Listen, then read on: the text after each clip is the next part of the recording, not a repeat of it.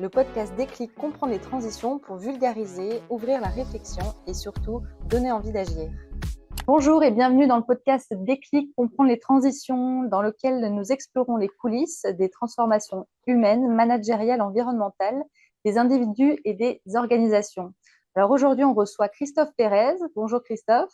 Bonjour, enchanté Chloé. On est ravis de te recevoir dans le podcast Déclic. Donc, tu es le fondateur de l'Académie du numérique. Tu formes des entreprises en IA, en intelligence collective et en no-code.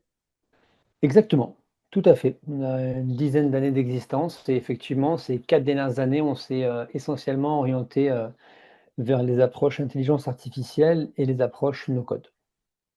Et donc, à l'heure de l'intelligence artificielle, quels sont les principaux défis rencontrés par les entreprises que tu accompagnes lors de la mise en place de celle-ci, notamment lors de l'automatisation? Alors, j'ai envie de dire, on n'a pas de alors, il n'y a pas de problématique majeure parce qu'on est plutôt très sollicité sur le déploiement des solutions d'intelligence artificielle. Les entreprises, effectivement, tout secteur d'activité confondu parce que c'est assez transverse, s'aperçoivent que c'est un virage à prendre dès maintenant. Ça évolue tellement vite, on a une actualité, qui est assez florissante et donc il y a une prise de conscience, assez radicale. Donc on est très sollicité donc là-dessus, il n'y a pas de frein à déployer de l'IA et puis, comme on intervient sur des formats, in situ qui sont très pratiques et axés sur les problématiques des entreprises, elles s'aperçoivent, très rapidement de l'utilité de pouvoir déployer l'IA. Donc on n'a pas tellement de frais, en tout cas sur le déploiement des formations ou des prestations de services, en entreprise. Toutefois, effectivement, il peut exister, quelques réticences, celle qu'on a effectivement, que c'est, parfois aussi le coût des licences, qui Mm. pour moi reste très peu cher compte tenu du gain de productivité. On en parlera peut-être, plus tard. Mais, le retour sur investissement quand on prend des licences, intelligence artificielle, que ça soit sur, Mistral, sur OpenAI avec ChatGPT ou encore plein d'autres, je pense que le coût est très accessible. Au contraire, hein, ce sont des sociétés qui perdent énormément d'argent, donc l'abonnement reste très peu cher par rapport à ce que ça pourrait être. On a quand même quelques réticences, mais, il y a une courbe d'apprentissage. Ça veut dire que, les sociétés s'inquiètent de pouvoir déployer plusieurs comptes, pour, plusieurs utilisateurs. Elles voudraient, mutualiser et avoir un compte pour plusieurs utilisateurs. Lorsqu'on va en profondeur, elles s'aperçoivent qu'effectivement, il y a un vrai intérêt, qu'il y a un vrai retour sur investissement et au fur et à mesure, ça se débloque. Mais le prix, contrairement à ce qu'on peut penser, parce que pour moi, il est plutôt très bas en termes de positionnement, ça peut rester un premier frein pour l'entreprise. D'autre part, pour le système d'automatisation, je note 2 choses. Je note, d'abord des et là, il faut être attentif aux problèmes de sécurité. On a des IA qui embarquent aujourd'hui, des connecteurs nativement qui permettent de piloter une IA et de se connecter avec sa boîte mail, avec son agenda et cetera. On l'a vu sur la dernière version, par exemple, de ChatGPT, avec les agents de ChatGPT 5. Effectivement, il faut être vigilant. Il peut y avoir aussi des données qui soient transférées, à OpenAI, donc il y a une certaine réticence, ce qui peut se comprendre. Donc il faut faire attention. D'autre part, c'est en constante évolution, donc ça a vocation à se sécuriser et à ce qu'on ait une meilleure visibilité sur les données qui sont utilisées et comment elles le sont. Mais en contrepartie, j'ai envie de dire, il y a aussi des solutions comme Make, M-A-K-E, qui vont permettre de mettre en place des connecteurs qui soient beaucoup plus sécurisés. Donc là, on peut aussi rassurer les entreprises sur ce type de pratique. Et puis la dernière, difficulté qu'on peut rencontrer dans l'automatisation, ça va être, les outils dont les entreprises sont propriétaires, qui sont parfois des solutions qui ont été développées sur mesure et qui sont complètement propriétaires et assez fermées. Et en termes d'automatisation, forcément, il faut quand même, travailler avec des outils qui sont à la base plutôt ouverts, qui sont compatibles avec Make ou qui ont des API permettant de communiquer. Donc ça fait partie un petit peu des défis et des principales, menaces qui peuvent être rencontrées, c'est, les solutions qui sont un petit peu anciennes et qui sont complètement fermées et propriétaires, sur lesquelles on n'a pas forcément la possibilité de déployer rapidement des automatisations avec l'IA. Voilà un petit peu ce qu'on constate, sur le portefeuille client avec lesquels on travaille. J'imagine que les enjeux, ils sont pas non plus les mêmes pour des TPE, des PME, des grands comptes qui nous écoutent sur le podcast aussi. Tu parlais de ce retour sur investissement qui peut être hyper intéressant. C'est vrai que pour un petit chef d'entreprise, c'est intéressant de le savoir, de l'avoir en tête, parce que c'est vrai que c'est un coût qui n'est pas le même pour une plus grosse société, mais en tout cas, le retour sur investissement, il est assez rapide et puis il est assez large. Donc, c'est vrai que les enjeux sont pas tout à fait les mêmes sur ces volets-là non plus. Non, tout à fait, mais quelle que soit la typologie de l'entreprise et la taille de l'entreprise, plus on fait gagner de temps homme avec un grand H, qui Mm. concerne les hommes et les femmes bien sûr, sur, le nombre d'heures voilà, sur les tâches chronophages qui vont pouvoir être déléguées à l'IA, plus on accroît le taux de productivité des équipes, et plus elles se consacrent sur des tâches à forte valeur ajoutée qui vont amener plus de valeur pour l'entreprise. Donc, chacun à son niveau, quel que soit l'investissement, je pense que quand c'est bien utilisé et quand on est formé et qu'on utilise pleinement ou en Mm. tout cas, grandement les possibilités de l'IA, on a vite un retour sur investissement. On pourra en parler après. L'idée, c'est de mettre des KPI, des indicateurs clés de performance pour mesurer justement les gains en productivité et avoir une notion de ROI, de retour sur investissement. Oui, bien sûr. Alors toi, tu interviens notamment dans le secteur du BTP. Comment justement les outils no-code et les solutions d'automatisation dont on vient de parler peuvent-ils répondre aux besoins spécifiques des entreprises dans ce secteur du BTP, notamment en termes de gestion de projet, suivi de chantier? Alors, c'est vrai que, de par notre proximité avec la Fédération du bâtiment, 95 de nos clients en B2B sont issus du secteur du bâtiment, du BTP. Hem, à ce titre, c'est vrai qu'aujourd'hui, les outils no-code et l'intelligence artificielle, ça amène vraiment une vraie valeur ajoutée, notamment sur les entreprises du bâtiment. Pourquoi? Parce que j'ai essayé de faire deux approches, une sur le no-code et une sur l'IA. Mais, on a dans le domaine du bâtiment, il ne faut pas croire, mais c'est quand même aussi un secteur où la fédération du bâtiment est très en veille et cherche toujours à innover et à amener ses adhérents, vers des outils, toujours, une transformation digitale et des outils toujours plus intéressants. Hem, on a toutefois, ces entreprises, qui gèrent énormément d'aspects, sont sur des logiciels qui sont souvent très rigides. Des logiciels anciens, voilà, qui font de la devis, facturation, de la maîtrise d'ouvrage, mais qui sont, très rigides, sur lesquels on n'a pas eu non plus de digitalisation forte sur, ces dernières années. Et donc là où le no-code va intervenir, c'est qu'on a la possibilité pour ces entreprises de faire du sur-mesure, c'est-à-dire que on développe des logiciels. Alors on se connecte aux logiciels existants, heu avec, parfois plus ou moins de difficultés selon les logiciels, puisque comme je te l'ai dit, il y en a qui sont assez rigides. Mhm. Mais on a la possibilité en fait d'apporter une vraie valeur. Pourquoi? Parce qu'on va interconnecter, toutes les données au sein d'un même outil. Et donc on a une lisibilité qui est, beaucoup plus intéressante. On apporte aussi du no-code, ce qui veut dire que les entreprises deviennent propriétaires de leur solution. En tout cas, nous, on fonctionne comme ça, c'est-à-dire qu'on développe et on transmet la propriété du logiciel no-code qui a été développé du coup sans ligne de code à l'entreprise. Donc elle devient propriétaire de sa solution. Elle a L'avantage du no-code, c'est qu'on travaille sur des outils qui sont très performants, qui sont stables, qui sont très sécurisés, qui répondent à toutes les normes de sécurité et RGPD. Le client devient complètement indépendant parce qu'il a la main sur sa solution et le Graal quelque part chez nous, c'est de former les équipes au no-code pour qu'elles soient complètement, l'entreprise indépendante et autonome. Mhm. On a un déploiement avec le no-code qui est très rapide puisque, sur les projets, on peut aller de 5 à 10 jours pour déployer un ERP, qui est, très performant jusqu'à plusieurs dizaines de jours selon la complexité du projet, mais on Ouais, divise c'est par hyper 10. rapide.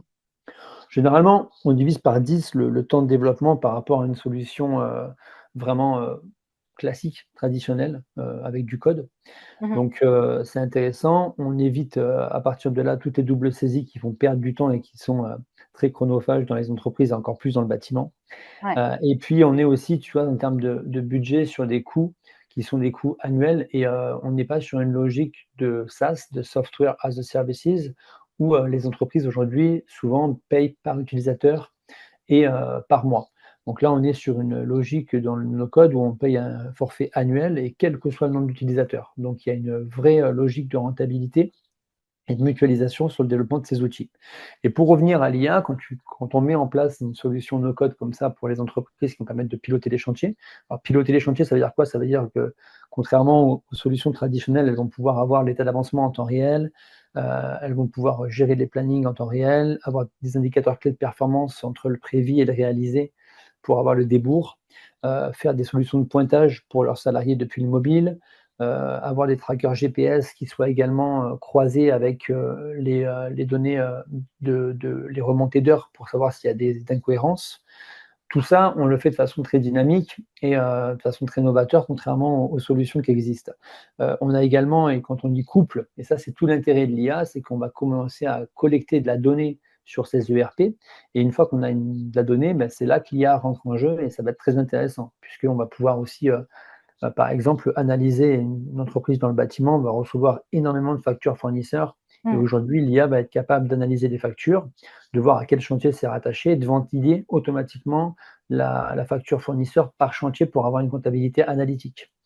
Et pour finir, eh ben, l'IA va permettre, une fois qu'elle est connectée à l'ERP et qu'on a centralisé toute cette donnée sur la gestion d'un chantier, d'être capable, si on a un problème sur le chantier, de remonter dans un historique et de savoir comment on a pu régler précédemment un problème qu'on rencontre sur un chantier. Parce que l'IA va être capable d'agréger et de comprendre tout ce qui s'est passé et d'avoir une lisibilité sur une information avec un volume très important.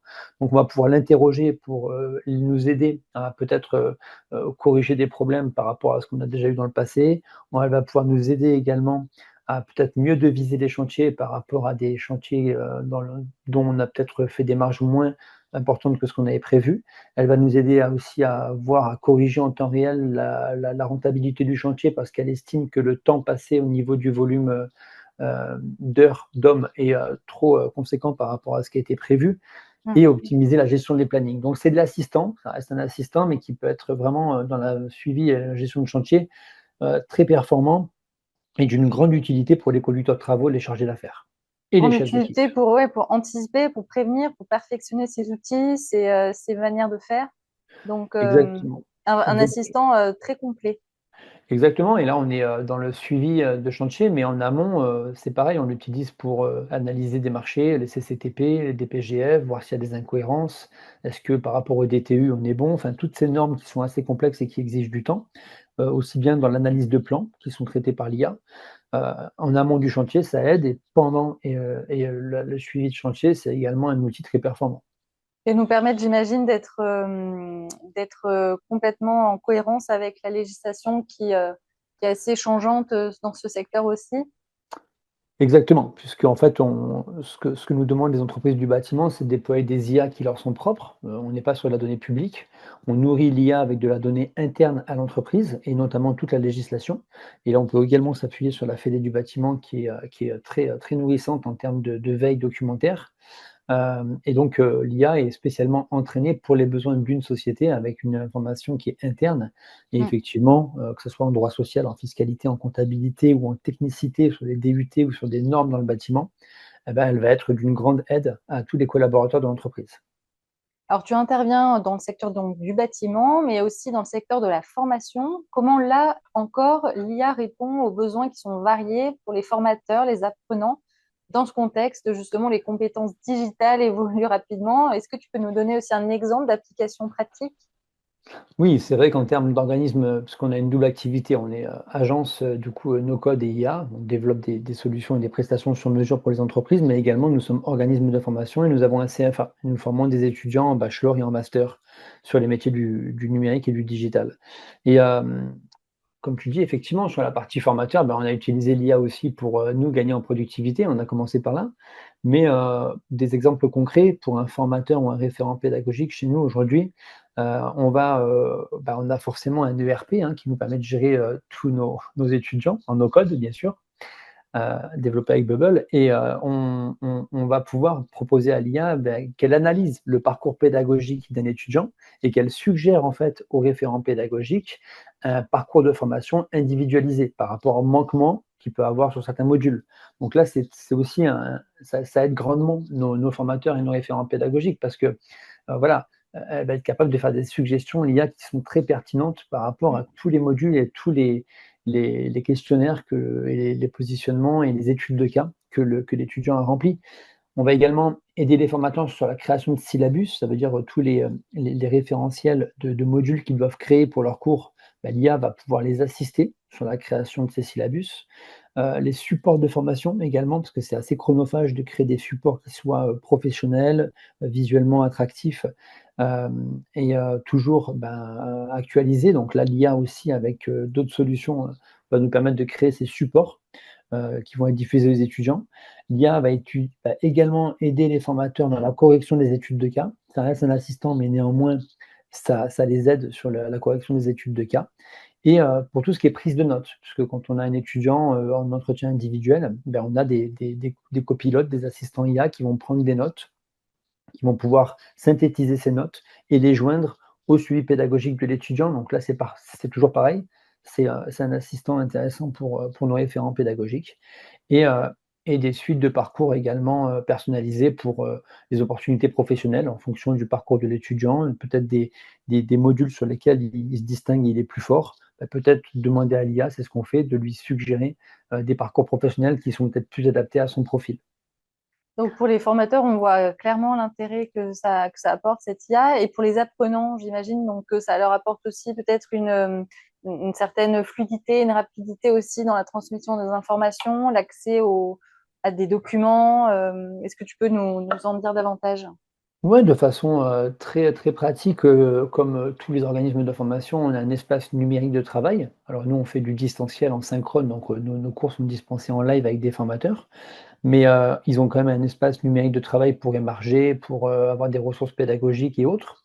Et par exemple, aujourd'hui, l'IA, si on aborde, voilà, un module avec un formateur.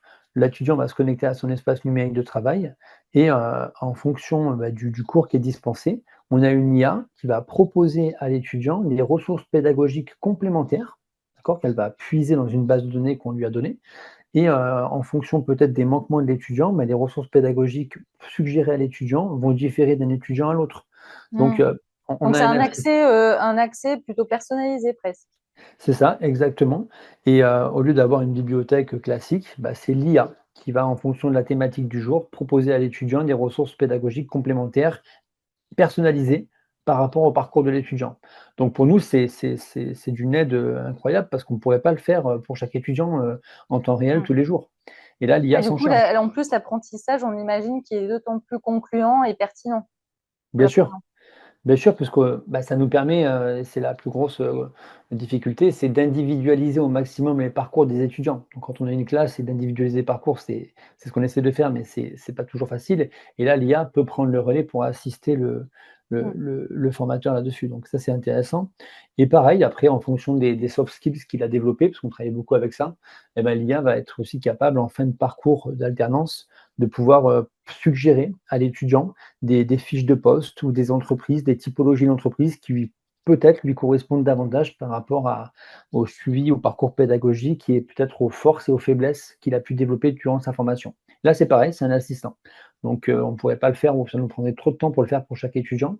Donc, on s'appuie sur l'IA pour venir en complément et proposer aux étudiants des suggestions de parcours professionnels et des opportunités professionnelles qui soient davantage adaptées à son profil. Donc une pédagogie axée sur, le projet chez Académie Numérique. On voit clairement, les les les les points positifs, enfin les points, beaucoup plus, pertinents par rapport aux méthodes traditionnelles dans l'apprentissage, avec ce que vous faites. Comment, tu évolues le retour sur investissement en gain de temps, réduction des coûts pour les entreprises justement qui adoptent les solutions de no-code et d'IA enseignées dans vos formations chez Académie Numérique? Ce qui est important, c'est, comme on le disait tout à l'heure, c'est que quand on déploie une licence ou qu'on achète des licences, en intelligence artificielle pour, son entreprise, c'est effectivement d'avoir un retour sur investissement. Donc nous, on estime qu'il y a une courbe d'apprentissage qui se fait. Alors, c'est tout l'intérêt, je pense, de se former parce que déployer, une IA sans se former, on va pas l'utiliser de façon optimale et finalement, on met beaucoup plus de temps à être, efficient. Donc, Mmh. se former, c'est important et ensuite développer une courbe d'apprentissage. Plus on l'utilise, plus on arrive à obtenir des livrables qui correspondent à nos attentes, plus on a des gains de productivité. Donc ce qu'on fait, c'est que on fait une feuille de route sur plusieurs mois généralement et on met en place des KPI, des indicateurs clés de performance.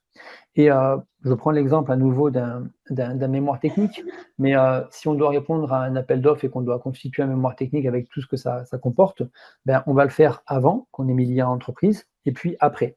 Et puis on va estimer que voilà, par rapport à chaque département qui est impliqué sur la gestion de cet appel d'offres, combien de temps on a gagné. Et donc, on a des petits reportings comme ça qui vont permettre à différentes personnes d'inscrire des valeurs sur le temps économisé. Et c'est comme ça qu'on arrive à savoir si, au bout du temps, ben, on a économisé par département 2, 3 ou 4 heures sur un appel d'offres. Et puis, on s'est encore formé, on est encore monté d'un cran sur notre aptitude à pouvoir maîtriser l'IA et peut-être qu'on va encore gagner 1 heure par département. Et c'est ce qu'on va ramener comme reporting un petit peu au chef d'entreprise pour lui expliquer, ben voilà, on a déployé des solutions IA, il y a une coût de licence, mais en contrepartie, voilà le temps homme économisé avec un grand H.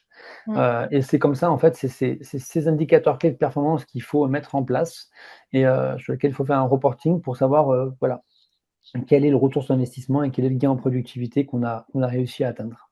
Et la plupart du temps, les accompagnements, juste pour prendre un ordre d'idée, ça dure combien de temps?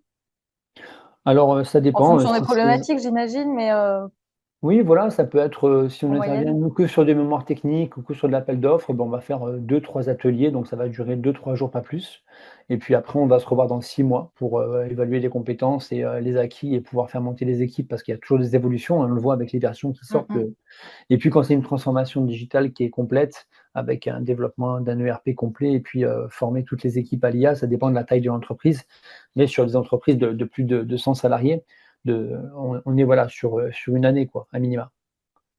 Ouais. Je me mets à la place des chefs d'entreprise qui nous écoutent peut-être sur le podcast, qui avaient besoin peut-être d'avoir un ordre d'idée justement, en termes de coût, tu nous en as parlé, en termes de délai, de durée, c'est aussi intéressant pour pouvoir se projeter sur une Ouais, transformation numérique. ouais, bien sûr. Et donc pour conclure cet épisode, Christophe, quelles sont, pour toi les grandes tendances à venir dans le domaine, du no-code, de l'automatisation et de l'intelligence artificielle? Comment les entreprises, elles doivent, se préparer aujourd'hui plus que jamais? Alors c'est une question difficile, Chloé, parce que j'ai pas de baguette magique et que, tout va très vite. Mais pour être tout à fait rationnel, et très terre à terre, je pense que le défi, en tout cas les tendances à venir, en tout cas pour anticiper les tendances Mmh, je pense que l'important pour les entreprises, c'est qu'elles commencent à se doter de compétences en interne. Parce que la technologie, a jamais été, aussi innovante, aussi performante, mais elle n'a jamais été aussi, si facilement accessible et maîtriser l'IA dans une entreprise, c'est pas quelque chose d'exceptionnel. Je veux dire, il suffit de suivre une méthodologie, on peut déjà commencer à acquérir des compétences qui sont très intéressantes et qui permettent de réels gains en productivité. Il en est de même pour la partie no code. Donc, quelque part, j'ai envie de dire, pour moi, la grande tendance ça va être de se doter en interne dans les entreprises de compétences capables de comprendre ces systèmes-là, ces technologies, ces innovations, pour que, on ait des personnes référentes, des personnes pilotes qui soient en veille sur ces technologies, qui se forment au fur et à mesure. Pourquoi? Parce que je pense que ce qui est très important pour les entreprises, c'est qu'elles soient capables dans les à court terme, d'avoir une autonomie et une indépendance vis-à-vis de leur transformation digitale, pour faire face aux changements qui sont parfois assez tranchants et c'est assez radical parfois. Donc, la clé, je pense que c'est, d'avoir des personnes référentes, des personnes pilotes qui s'intéressent à l'IA, qui s'intéressent au no-code et rendre une forme de souveraineté, une forme d'indépendance et se donner aussi, une certaine agilité, une flexibilité par rapport à au déploiement des solutions numériques en entreprise et à cette capacité à faire des gains de productivité, à améliorer ses outils existants, améliorer ses CRM et développer des solutions sur mesure sans non plus exploser les budgets vis-à-vis des prestataires informatiques, voilà, qui sont parfois nécessaires, hein, parce qu'il y a des développements très spécifiques qui ne peuvent pas être développés en no code.